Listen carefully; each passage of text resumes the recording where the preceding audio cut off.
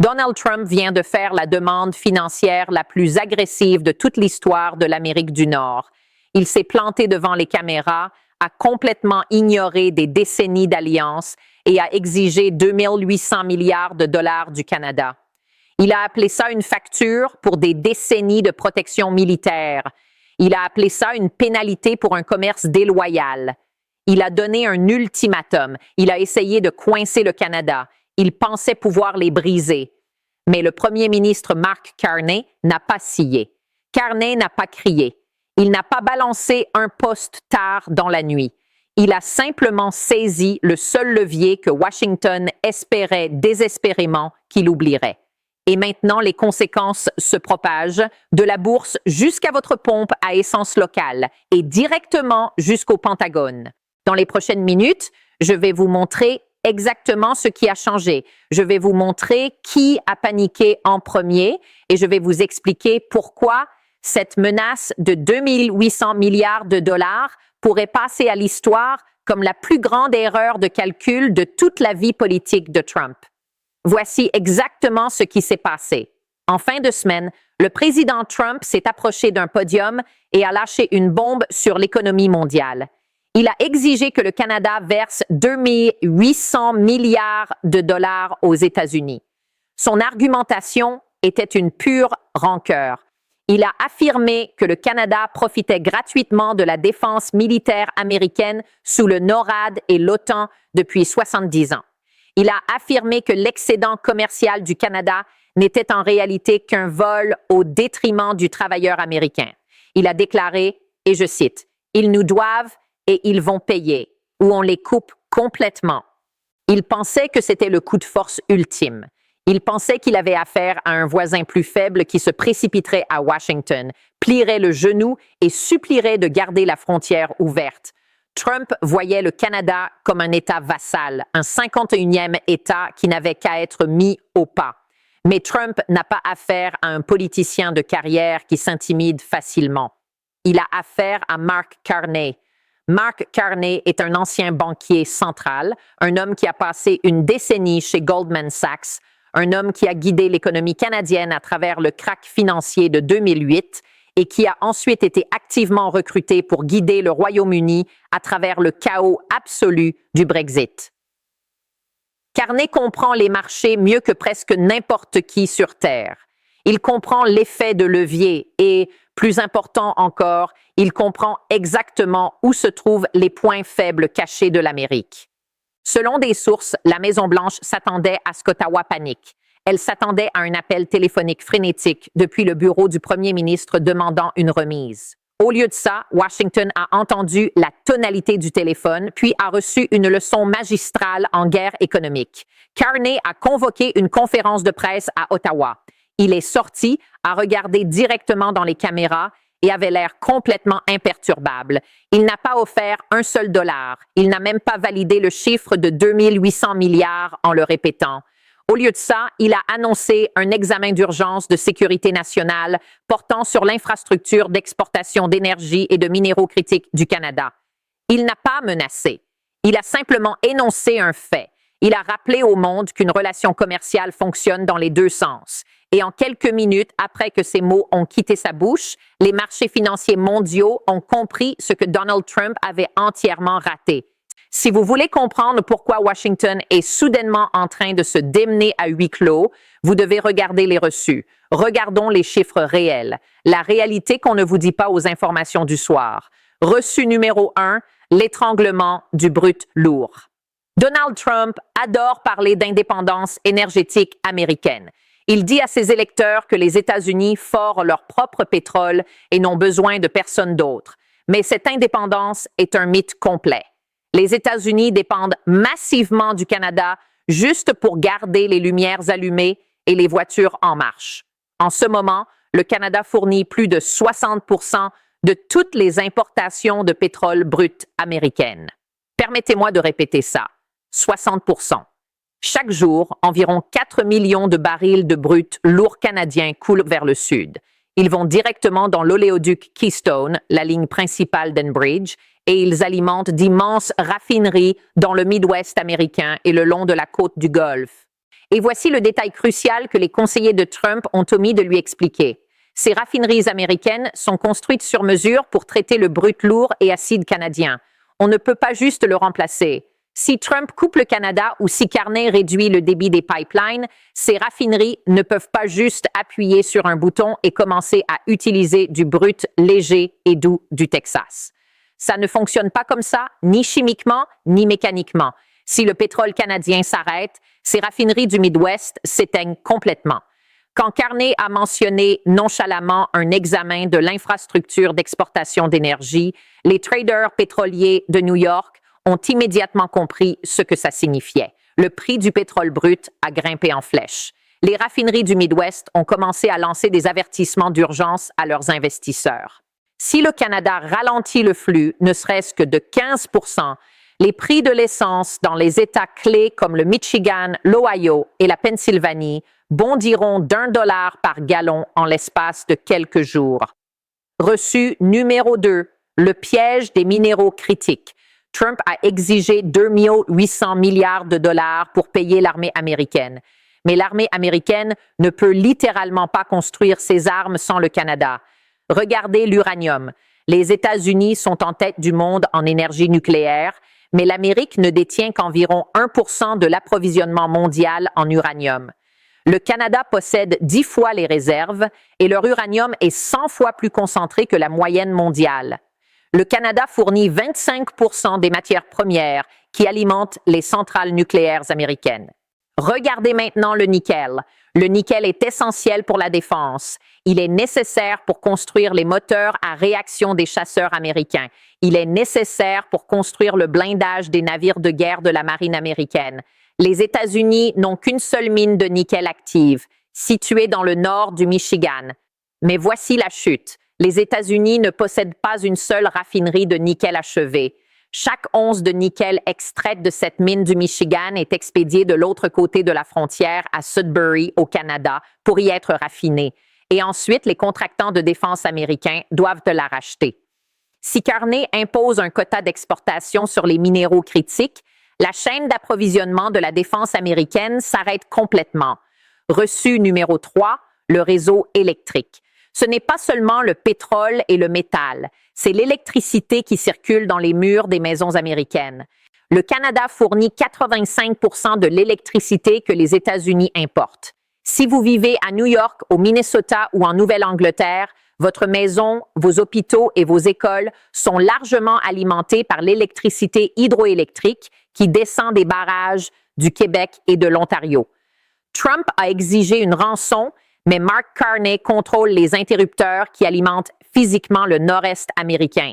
Si le Canada impose des quotas d'exportation de sécurité nationale sur l'électricité, ce que le gouvernement de Carney serait en train de rédiger en ce moment, des pannes tournantes dans les grandes villes américaines deviennent une certitude mathématique. Reçu numéro 4, la panique de l'industrie automobile. Regardez ce que les caméras ont capturé sur les parquets boursiers le lendemain matin de la demande de Trump. Les constructeurs automobiles américains ont complètement paniqué. General Motors, Ford et Stellantis reposent sur une chaîne d'approvisionnement intégrée et sans frontières. Une seule pièce automobile peut traverser la frontière américano-canadienne 6 ou 7 fois avant qu'un véhicule soit finalement terminé. Vous dressez un mur, vous exigez une rançon d'1 millier de milliards et cette chaîne de montage de Detroit se fige du jour au lendemain. Les analystes de Wall Street ont immédiatement dégradé les actions des constructeurs automobiles américains. Les investisseurs ont vendu leur part. Trump a essayé de montrer ses muscles, mais les tableurs ne mentent pas. Les États-Unis ont acheté environ 400 milliards de dollars de produits canadiens l'année dernière. Imposer des tarifs massifs ou exiger des rançons impossibles ne punit pas le Canada. Ça taxe instantanément le consommateur américain. Ça détruit des emplois américains. Les reçus prouvent une vérité absolue. Trump a apporté un mégaphone à un combat de couteaux et le Canada tient le couteau.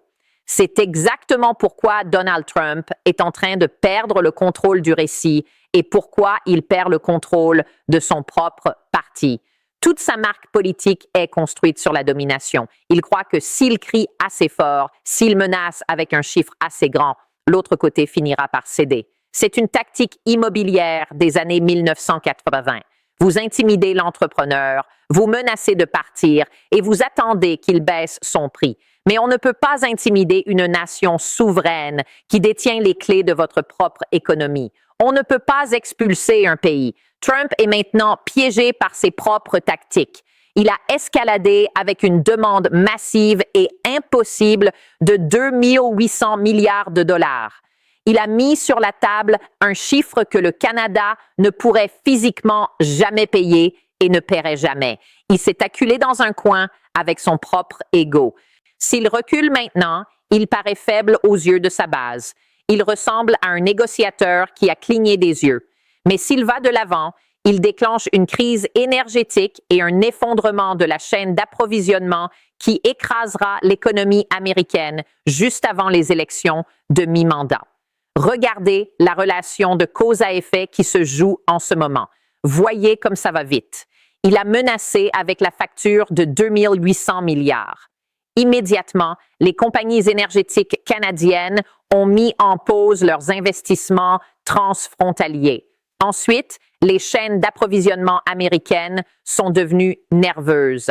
Les entreprises de logistique et de camionnage ont commencé à stocker des stocks.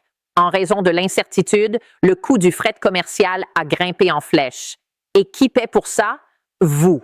Le coût est directement répercuté sur le rayon de votre épicerie locale. L'effet de levier de Trump se retourne contre lui en temps réel. Il pensait isoler Mark Carney. Au lieu de ça, il s'est isolé lui-même. Selon des rapports à huis clos dans le bureau ovale, les propres conseillers économiques de Trump le supplient discrètement d'abandonner la demande de 2 800 milliards. Ils affichent les données. Ils lui montrent les raffineries du Midwest. Ils lui montrent les importations d'aluminium, près de 9 milliards de dollars, dont les entreprises aérospatiales américaines dépendent. Ils savent que c'est l'Amérique qui est vulnérable dans cette équation précise. Trump est fondamentalement réactif. Il balance des changements de politique géopolitique depuis son téléphone en fonction de ce qu'il voit sur les chaînes câblées. Il fonctionne à l'instinct et à la colère. Mais le monde ne fonctionne plus comme ça. Le monde s'est adapté à lui. Le monde répond avec le silence. Le monde cherche des alternatives. Et pendant que Trump crie au sujet de dettes militaires des années 1950, les marchés mondiaux intègrent rapidement dans leurs prix la réalité que les États-Unis ne sont plus un partenaire commercial stable, rationnel ou prévisible. Les investisseurs détestent l'imprévisibilité. Et Trump la fabrique à l'heure. Il a exigé l'obéissance, mais le Canada a choisi les options. Regardez maintenant comment Mark Carney joue ce coup. Le contraste est saisissant. Il ne se bat pas comme Trump se bat. Il ne fait pas de crise de colère sur Internet. Il utilise les systèmes, les alliances et les dures réalités du marché. Toute la carrière de Carney a consisté à concevoir de la stabilité à partir du chaos. Quand il était gouverneur de la Banque du Canada, il a vu venir le krach de 2008 avant presque tout le monde. Il a baissé les taux d'intérêt de façon drastique, isolant complètement le système bancaire canadien pendant que les banques américaines s'effondraient. Il a fait exactement la même chose à Londres. Maintenant, l'économie britannique à flot quand le vote sur le Brexit a précipité les marchés dans une chute libre. Il sait exactement comment gérer les dirigeants populistes qui font des menaces impulsives. Il ne mord pas à l'hameçon. Il transforme leur pression en son propre levier. Pendant que Trump exigeait de l'argent à la télévision, que faisait Carney? Il travaillait discrètement au téléphone. Selon des sources, Carney a accéléré les discussions commerciales avec l'Union européenne, le Royaume-Uni et la région Indo-Pacifique. Il envoie un message très clair, très dangereux à Washington. Le Canada a d'autres acheteurs. Regardez les statistiques de la seule année passée. La part américaine des exportations de marchandises canadiennes vient de tomber à environ 71%. C'est la part la plus basse depuis le début des années 1980. Le Canada est déjà en train de se découpler. Avec le nouvel oléoduc Trans Mountain opérant à pleine capacité, le Canada peut désormais contourner complètement les États-Unis. Ils peuvent charger des centaines de milliers de barils de brut lourds sur des pétroliers sur la côte Pacifique et les envoyer directement en Asie. Carney ne fait pas que protéger la souveraineté canadienne dans un cycle d'actualité. Il réécrit fondamentalement le rapport de force du continent nord-américain. Il est posé, il est connecté mondialement. Quand Mark Carney prend la parole à Davos, les investisseurs institutionnels et les fonds souverains les plus puissants du monde prennent des notes. Quand Donald Trump prend la parole, ils se préparent à l'impact et couvrent leurs paris. Carney utilise une tactique de banque centrale appelée orientation prospective. Il dit au marché exactement ce qu'il va faire, puis il le fait. Ça construit une crédibilité absolue. En ce moment, sa stratégie est un jeu sur le long terme. Il construit une coalition d'alliés épuisés par les tactiques d'extorsion de Washington. Il montre au reste du monde qu'on n'a pas à se soumettre à l'intimidation américaine. On n'a pas à écrire un chèque juste parce que le président vous crie dessus. Il suffit de savoir où se trouve son levier et d'être prêt à l'utiliser.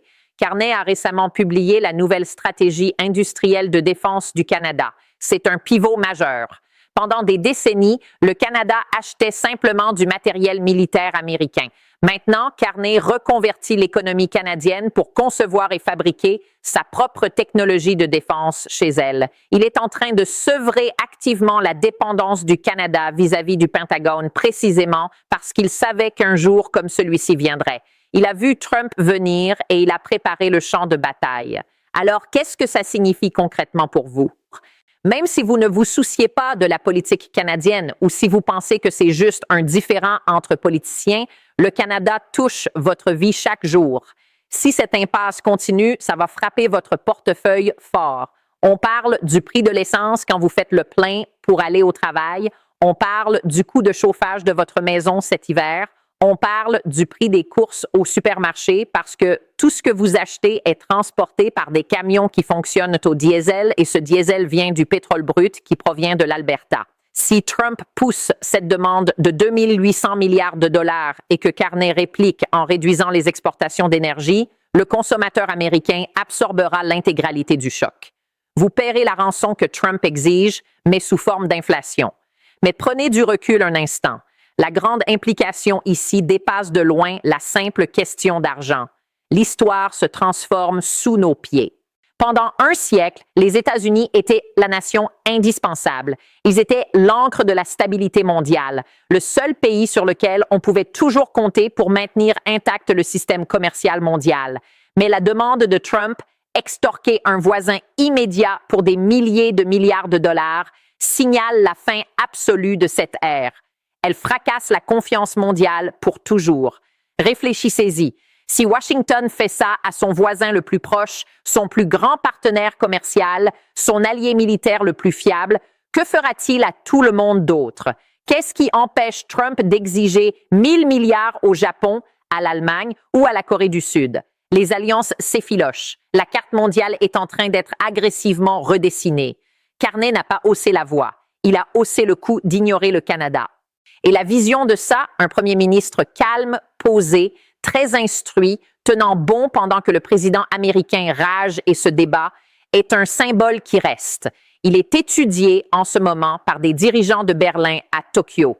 Le Canada est en train d'écrire le manuel d'instruction sur comment battre l'Amérique de Trump et le reste du monde est en train de le télécharger. Alors que se passe-t-il ensuite? C'est la partie d'une crise géopolitique où les dirigeants calment généralement les choses, où les diplomates se réunissent dans des salles discrètes, sans fenêtres, à Genève, et trouvent un compromis permettant à chacun de sauver la face. Mais Trump ne fait pas dans le calme et Carney ne bluffe pas. Voici les 3 scénarios qui se jouent en ce moment et comment ils vous affecteront. Scénario A, le résultat le plus probable, la retraite silencieuse. Le marché boursier américain commence à saigner abondamment. Les prix de l'essence grimpent de 20 cents, puis de 50 cents. Les lobbyistes de l'industrie automobile prennent d'assaut le Capitole. Les donateurs les plus riches de Trump interviennent et le forcent à pivoter. Pour sauver la face, Trump revendiquera une victoire massive et invisible. Il affirmera que le Canada a fait des concessions secrètes. il abandonnera discrètement la demande de 2800 milliards et la frontière reviendra à la normale. Mais les dommages à la crédibilité américaine sont permanents. Le monde saura que Trump a cédé. Scénario B, escalade totale. Trump refuse de reculer. Son ego ne le permet pas. Il impose un tarif de 100% sur tous les produits canadiens et ferme la frontière au trafic commercial. Carney réplique instantanément en invoquant la sécurité nationale et en coupant les oléoducs. Les raffineries du Midwest sont à sec en 72 heures. Les usines automobiles du Michigan, de l'Ohio et de l'Indiana s'arrêtent complètement. Nous entrons dans une dépression économique localisée. Le dollar américain plonge et la frontière nord devient une zone de guerre économique active. Scénario C, le renversement inattendu. Le Canada accélère son pivot vers l'Asie et l'Europe si rapidement que les États-Unis perdent leur accès privilégié aux minéraux critiques canadiens. Ces minéraux précisément nécessaires pour l'avenir de la technologie, des véhicules électriques et de la défense. Le Pentagone informe Trump que sans le nickel et l'uranium canadien, la sécurité nationale américaine est gravement compromise. Les États-Unis réalisent qu'ils ont en réalité besoin du Canada plus que le Canada n'a besoin des États-Unis. Et Washington est contraint de rétracter officiellement et publiquement la demande dans un spectacle mondial humiliant. Quoi qu'il arrive au cours des prochaines semaines, l'incertitude est incroyablement dangereuse et elle est entièrement réelle. Donald Trump a essayé de traiter le Canada comme un casino Atlantic City en faillite. Il pensait pouvoir le mettre en faillite, intimider la direction et acheter les morceaux pour des centimes sur le dollar. Mark Carney vient de lui montrer que le Canada possède en réalité la banque.